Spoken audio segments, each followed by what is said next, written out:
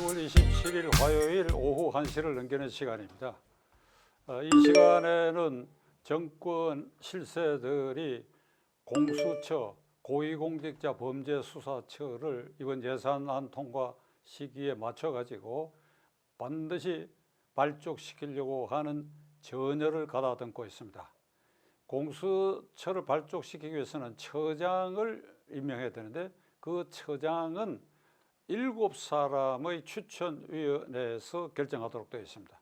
이 7사람의 추천위원 가운데는 당연직이 있고 법무장관, 법원행정처장, 대한변호사협회장 3사람, 나머지 4선 여당이 2, 야당 교섭단체에서 2명이 추천하게 되어 있습니다. 그 7명 중에 6명이 동의를 해야 이 추천이 가능한데 정권 실세들 그리고 민주당에서는 오늘까지 야당이 2명을 추천하는데 내정된 2사람이 이게 마땅치 않다.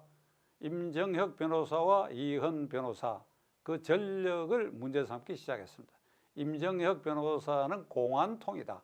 이현 변호사는 세월호 사건 조사위 부위원장 하면서 어깃장을 놨다. 이런 이유로 그 둘은 공수처장 후보 추천권을 행사함에 있어서 이를 반대해서 추천을 결국 회방할 것이다.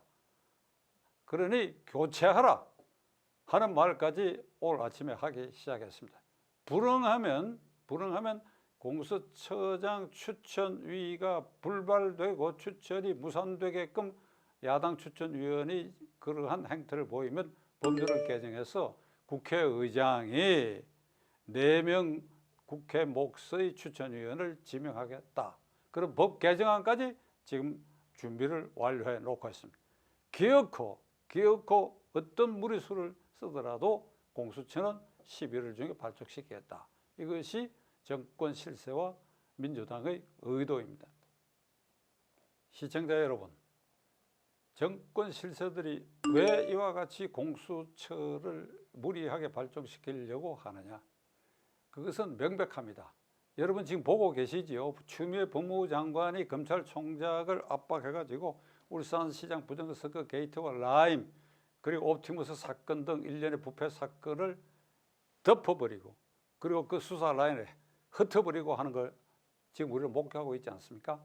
공수처가 발족되면 검찰은 4급 공직자까지만 수사가 가능하고 3급 이상의 공직자, 장차관, 청와대 비서관, 대통령, 그리고 판사, 검사, 그리고 국회의원, 현역 및 예비역 장성위원, 이게 수사 대상이 되어 있습니다.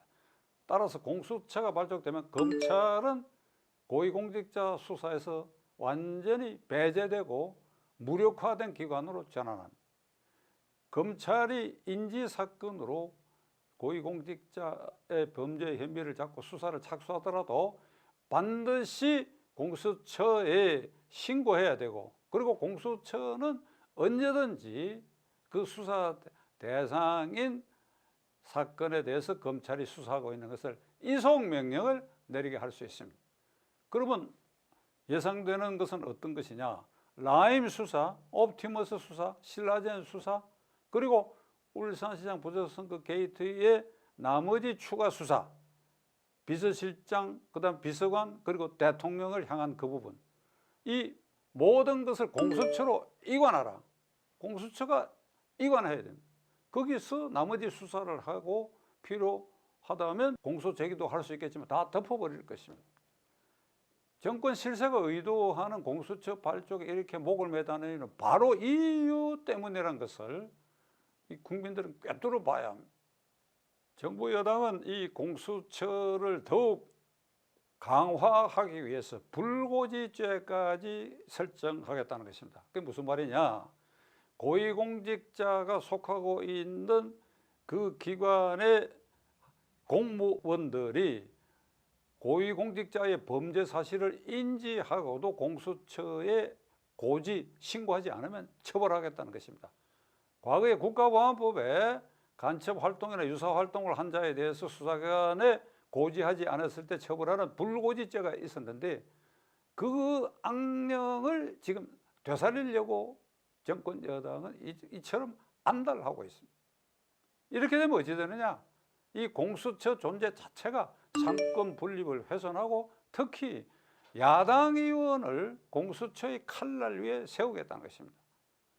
털어서 먼지 안 나는 사람 없다는 말대로 털고 그리고 야당 의원들 휘하에 비서관이나 이런 사람들이 자기들이 모시고 있는 국회의원들의 부정 비리에 대해서도 신고하지 않으면 불거지죄로까지도 처벌하겠다. 이렇게 해서 국회를 완전히 무력화시키겠다.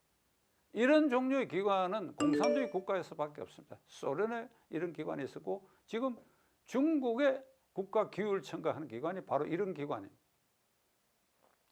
문제는 이 공수처법이 헌법에 위반되는 위헌 법률이고 그 위헌 법률에 근거하여 만들어진 이 기관은 유령기관이라는 것입니다. 제가 여러 차례 여러분들에게 말씀드린 바가 있습니다. 우리 헌법 체계에서는 모든 수사기관의 중추는 검찰총장과 검사, 이게 헌법에 규정되어 있습니다. 나머지는 그 휘하의 사법경찰관 그 명령에 따라서 이러한 일관된 체계를 유지하고 있는데 공수처는 여기서 벗어나가지고 헌법에 아무런 근거가 없습니다. 공수처장 그리고 공수처 검사가 존재하려고 그러면 헌법에 그 근거가 있어야 되는데 헌법에 근거가 없습니다. 또 하나는 공수처장에 대해서 지휘 감독할 기관이 없습니다. 검찰총장은 법무장관 대통령이라는 지휘 라인 아래에 있지요. 그런데 공수처장은 독립된 유령기관으로서 대통령도 법무장관도 누구도 공수처장에 대해서 지휘 감독권이 없습니다. 완전히 독립된 기관이기 때문에 공수처장을 가령 지금 발족한다 그러면 문재인 대통령 실세들의 입맛에 맞는 사람을 임명해 놓으면 임기가 자그마치 7년입니다. 그 7년 동안 이 사람은 알아서 기계되면 알아서 다 모든 것을 문재인 대통령과 정권 실세들 입맛대로 하게 되면 이들이 1년 3개월 뒤에 퇴임 후에도 계속해서 보호를 받는다. 이게 이 공수처의 정권 실세들이 목을 매다는 아주 중요한 이유입니다. 그런데 많은 국민들이라고 할 수밖에 없습니다. 정권에서 홍보를 하기를 검찰이 방만하게 수사권을 행사한다. 따라서 공수처가 있어서 검찰의 방만한 수사권을 제동을 걸고 이걸 감독할 필요가 있다. 라고 하는 홍보에 제가 보기에는 일부 국민이 아니라 상당한 국민들이 검찰개혁을 완수하기 위해서는 공수처가 필요하다. 여기 현혹돼 버렸어요. 그래서 검찰에 문제가 있죠. 그 문제가 있는 것은 달리 그 지휘 라인에 따라서 또는 특별법을 만들어 가지고 그 내부 통제를 강화하면 될 일이지 유령기관을 만들어 가지고 정권 실세들이 보호를 받고 그리고 정권을 물러난 다음에도 보호를 받고 헌법에 근거도 없고 이런 유령 망령기관을 누가 상권 분립을 훼손하고 고위공직자들을 공포 속에 몰아넣고 그리고 국회를 무력화시키는 이것을 어떻게 우리가 그냥 두고 볼 수 있겠습니까? 이걸 막을 1차적 책임은 제1야당에 있습니다. 그런데 작년 3월 패스트트랙에 올린 이후에 지금 1년 거의 7개월의 시일이 흘렀고 4.15 총선거가 지나고 지금 6개월이 됐는데 이 공수처가 얼마큼 위험하고 위헌 기관인가 하는 것에 대해서 야당이 국민을 설득하지 못하고 있습니다. 이 순간에 설득에 실패했어요. 도대체 이 제1야당은 뭐 하는 사람들이냐. 그들의 목살까지도 조여 들어올 이 법률에 대해서 또 이렇게 국민들에게 설득하고 홍보하는 데 실패하고 있다. 의석수가 과반수가 안 된다. 그러니 어쩔 수 없다. 그게 아니지요. 그럼 과거에 소수 야당이 거대 여당을 상대로 싸워서 불법 부당한 법률을 막은 사례가 있지 않습니까? 그건 국민의 여론을 등에 업었기 때문에 지금 이 국민의힘 제1야당은 이 공수처 발족 그리고 공수처법에 대해서 국민의 힘을 등에 업고 이거를 저지하는 데 실패하고 있기 때문에 아주 만만하게 나오고 있습니다.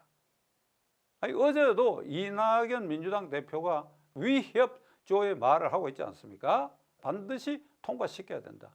이 회방꾼은 용납할 수 없다. 이런 협박에 가까운 말을 하고 있지 않습니까? 공수처 발족을 저지 못하고 이 정권의 입맛대로 이 발족을 시킨다면 국회가 국민회의의 토론의 장으로서 그리고 국회의원이 자율권을 행사해야 되는 최소한의 그 마지노선도 무너지기 때문에 국회 야당이 거기에 존재할 필요도 이유도 없습니다. 이걸 저지 못하면 제1야당은 국회를 포기해야 됩니다.